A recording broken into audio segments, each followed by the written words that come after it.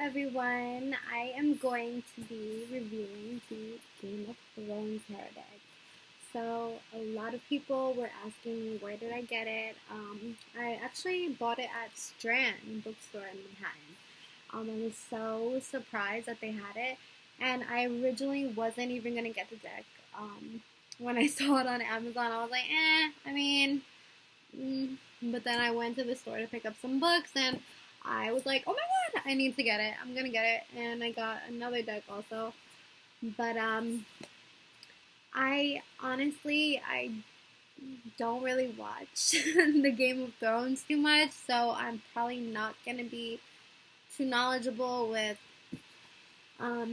everything on here. But I'm gonna review it for you guys, for those who are fans. And who knows, maybe I'll become a fan after looking at the deck because I love tarot reading. So the back of the deck says, explore Game of Thrones with this beautifully rendered and wholly original tarot card deck.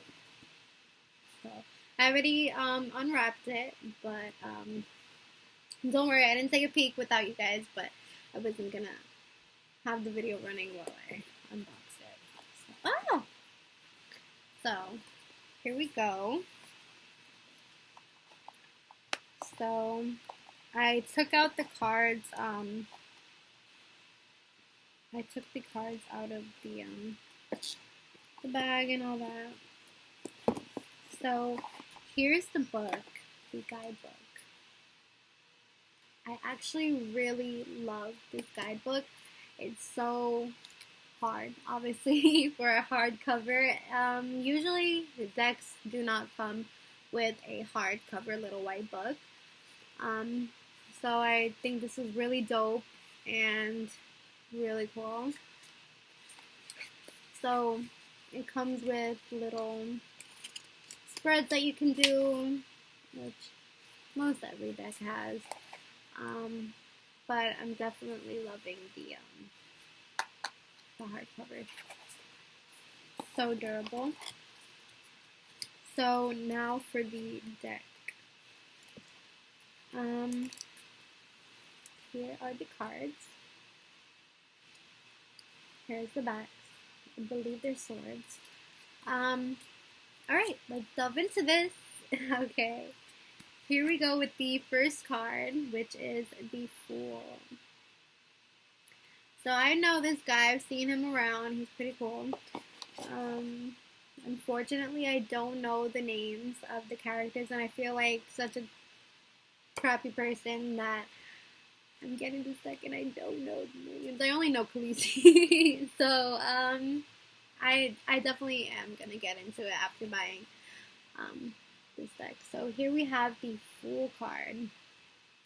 So right off the back, the cards are very, very flexible, and I don't really like the cardstock. It just feels too thin and too easily bendable, and I prefer decks that are, a little heavier weight. So there's that. Here is the back of the card, the swords. So in the Fool, we have this little guy here, who I think is an amazing actor, by the way. And then there is a dragon in the back. So this is the Fool card. This is stepping into ventures unknown, new beginnings. And you see he's a little bit worried. He's in the dark. There's a dragon. But he's still going on, just like the Fool. He's just keeping on, and gotta love that. Then we have the Magician. Here's that card. So far, the backgrounds are very simple. There you go. Here is the Empress card. So that's what she looks like. I noticed that the majority of the cards so far, I only looked at 3, but they have this like square texture. You don't feel it. It doesn't. You can't. There's like no ridges, but it's definitely kind of weird. I don't really like it. Makes up the whole photo, the whole image. of the card. I don't really like the squares on it, to be honest with you. Then we have the Empress, Khaleesi. I know who that is. So there we go. The Emperor.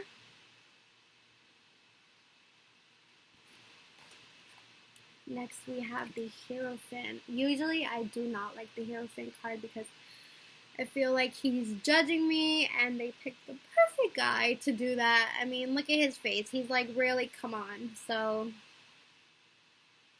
yeah. Whenever I see the Judgment, I just like, I'm like, I don't want to listen to you. I mean, the Hierophant, not Judgment. I feel judged when I see this card. Okay. So, next is the Lover's card. So, this is a beautiful card. But honestly, I don't know.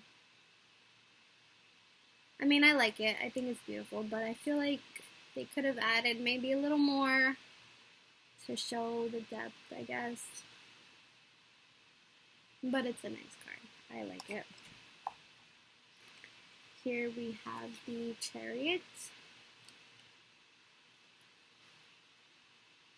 There you go, seeing the squares in the back and then the image. I like this one. It's actually very powerful and different from the normal Chariot card. Next we have Strength. There we go.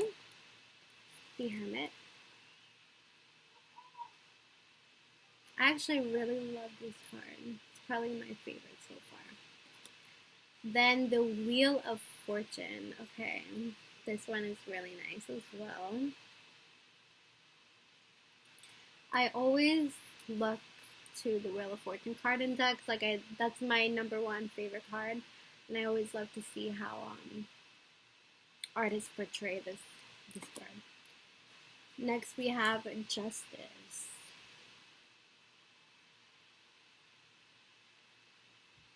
That one's nice. The Hangman. This one's interesting. I'm gonna check out the booklet for what they think this card is all about. Next we have Death. So this card is interesting as well. It's definitely different from the traditional Death card. Again, I think that you would have to be a fan of the show and, you know, be into it to understand clearly why they chose this person, and why they think this symbolizes death. I can assume, you know, when I see this image, I can see a little bit why it could be death, but as for someone that, you know, isn't someone who regularly watches the show, I would definitely have to refer to the booklet to understand it a bit more. But I'm an intuitive reader. When I read the cards, I can feel what they are trying to say. But the imagery is, I feel like it's like any other. I'm not going to look at it as, even though it's a Game of Thrones deck, I'm not going to just subjectify it to like, okay, it has to relate back to the show or something like that. But I definitely do want to get into the show now. Here is the Temperance card.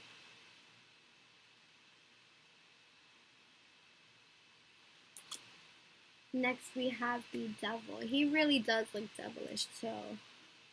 He looks sinister and like he's gonna tempt you. He's gonna tempt me to watch the show now. Next we have the Tower card. A little peppy.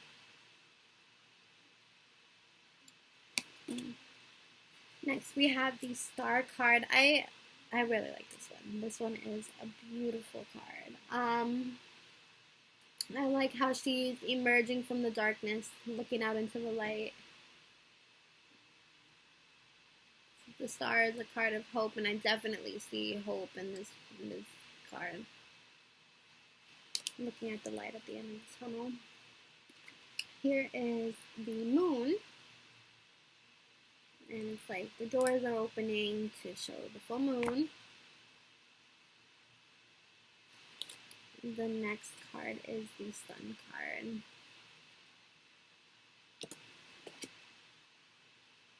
Then we have the Judgment card. This guy looks a little demonic. This is very interesting. I'll have to check the little booklet for that one as well. And then we have the World card. This one is nice. I like when people do that, like show the earth or the map, like a little map. That's cool. It's unique. Okay, so now we have the Minor Arcana. So I feel like I'm going to relate more to this. I'm going to understand it better. But let's see. Here is the Ace of Spears. Kind of looks like a sword. I would think this is the Ace of Swords, but then we have the Two of Spears, and this looks to me like, you know, the regular Two of Wands. Looking out into the world, making her plan, you know, figuring it out, deciding what she's going to do. And then we have the Three of Wands. So yeah, I think this is the Wands suit. There we go. Got the plan set, and they're waiting for that boat to come and take them out. Next, we have the Four of Wands. Beautiful. I love the way this one looks. It's very nice. Next, we have the Five of Wands. Here are all the men dueling it out. Next, we have Khaleesi again. Yeah, I know her. So she is the Six of Wands here. That makes sense of what I know of her, that she would be the Six of Wands. Next we have the Seven of Wands. Oh, I like this one. I love this card. Perseverance and overcoming. Love it. Next we have the Eight of Wands.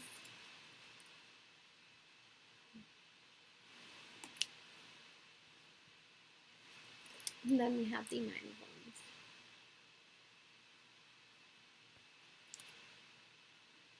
Here is the Ten of Wands, or the Ten of Spears in this deck. I love the imagery on this one. Poor guy, he's tired. Got a lot of work on his shoulders. Then we have the Page of Spears. Onto the Court cards. Then we have the Knight of Spears with the Knight of Wands.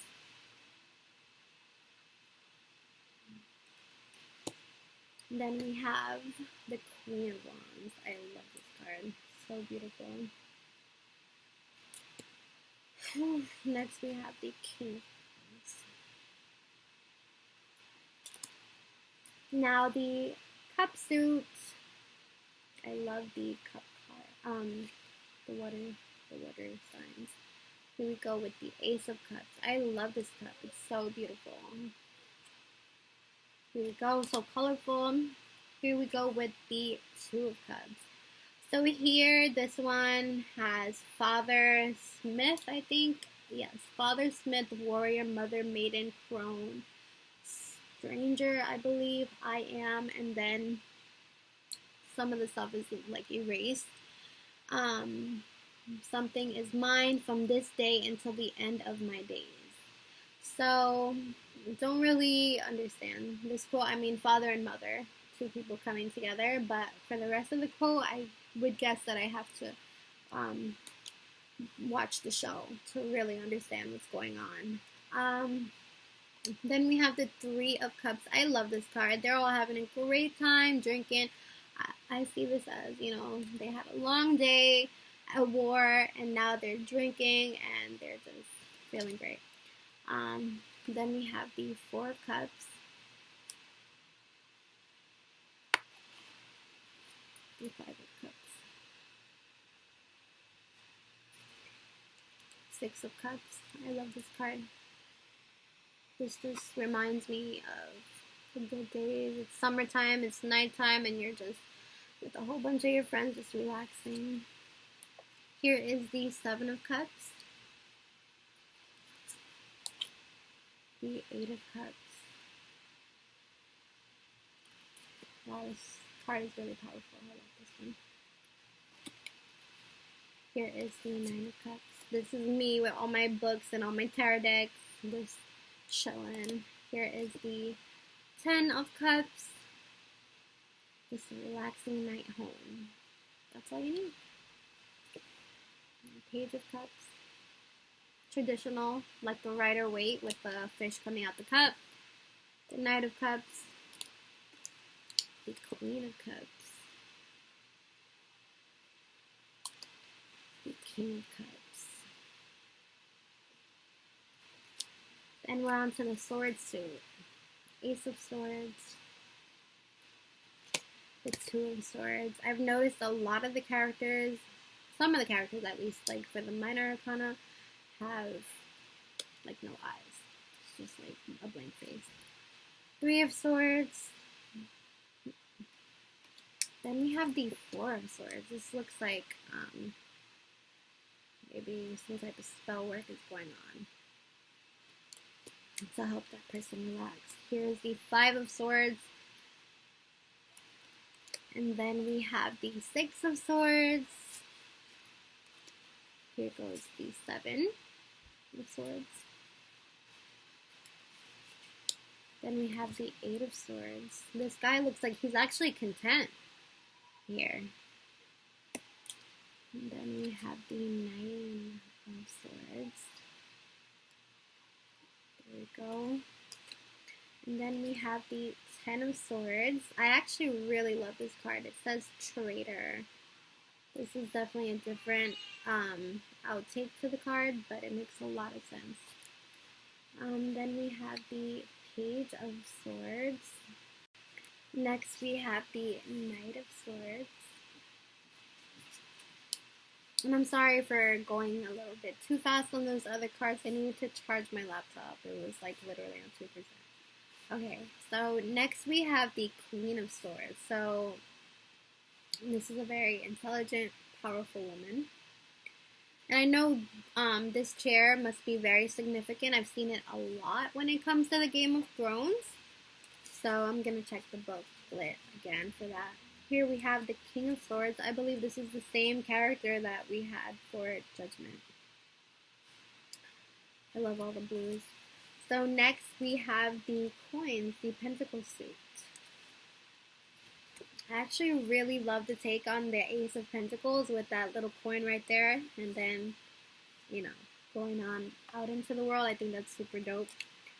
Then we have the Two of Coins. This card says, a Lannister always pays his debts. So, there we go.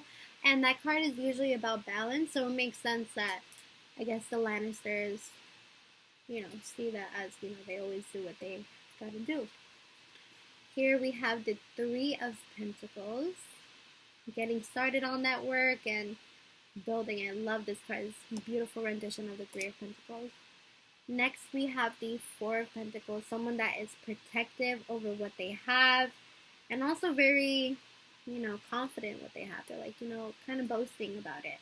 Sort of like the Nine of Cups, but a little more assholey, I guess. Next we have the Five of Coins. Again, we have the character with no eyes, the white eyes. But this is a very accurate representation of the Five of Pentacles. So there we go. Next we have the Six of Pentacles. So to me, this guy looks like he's actually giving someone some money. So he's giving them something in hopes for an exchange, an equal exchange, which is the Six of Pentacles. Next we have the Seven of Coins. Now we have the Eight of Coins. I love the Eight of Coins. I love the Eight of Pentacles. I guess because I'm a Capricorn. And I love to work, but I love this. And I always love looking at the Eight of Pentacles in every deck.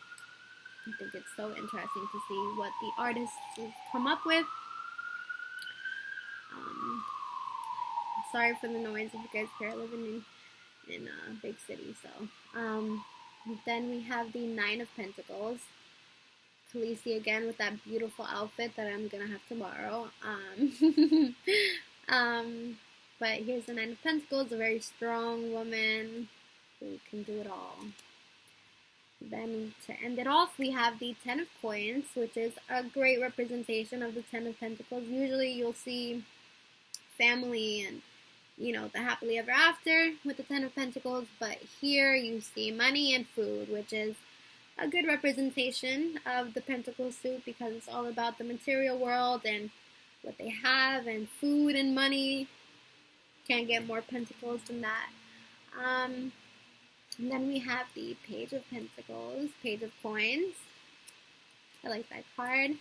Then we have the Knight of Coins. And then we have my card, the Queen of Coins, Queen of Pentacles. Yep, don't we look alike? Then we have the King of Coins, and boom, we're done looking at the deck.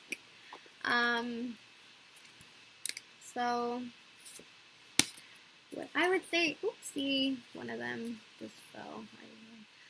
What I would say about this deck is that I like it. I mean, I know I'm not someone that watches Game of Thrones on the regular, but this deck really makes me want to start. I feel like I'll definitely understand it better if I do understand this deck better. I'm an intuitive reader, but I feel like I should get to know what I'm working with. That would definitely make me a better reader. As for the cardstock, like I said, it's very flexible, very bendable, and I don't really like cards that are so bendable like this, but I do like the artwork. I don't like the little squares that you can see, but it's not that noticeable. I guess you just have to like really look into it, but it's fine. As for the booklet, let's check the booklet now. So here it is, the little guidebook. I really like it. As you can feel, it's very durable. It's very nice. It's definitely nice. Okay, so let's look at the Tower card. Let's look at what the booklet says about the Tower card. Alright, so it has the key meanings, the upright meaning, reverse meaning, and then there's like a little paragraph, which I guess, describes the card. So the key meaning says, destruction, chaos, breakthrough, illumination, revelation, and shock. Alright, let's read the little paragraph. So it says, when Bran Stark climbed the decrepit tower at Winterfell to see Jaime Lannister and his twin sister Cersei having relations, Jaime pushes Bran out, concluding, the things I do for love. The tower represents a construct, the lie of Cersei's marriage to Robert Baratheon and the paternity of her children. Yet Jaime's cruel actions cannot protect their secret.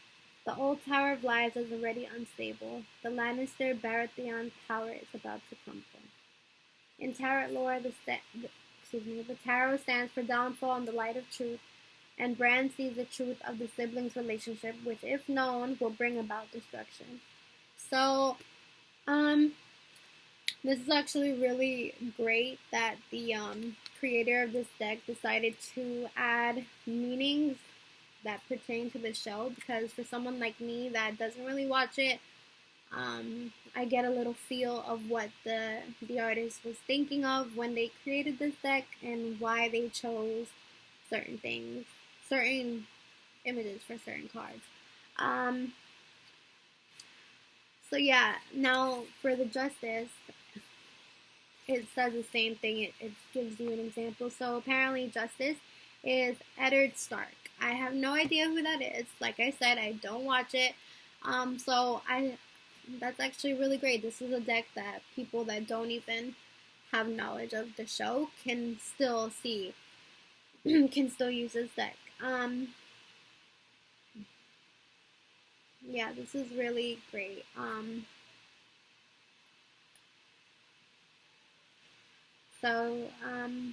I think anybody could get this deck if you want. I really wanted this deck because I am a collector. I love collecting decks.